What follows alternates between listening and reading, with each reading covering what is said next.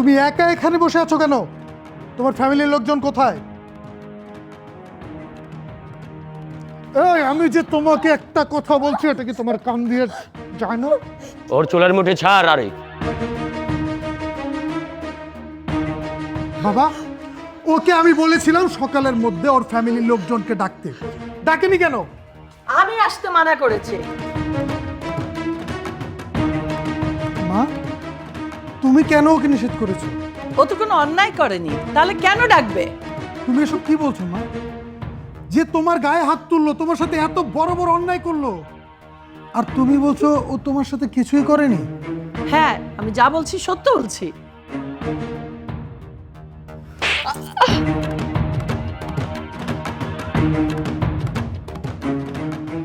কত নিচে নামবে নিজের ছেলের সংসারটা নষ্ট করার জন্য।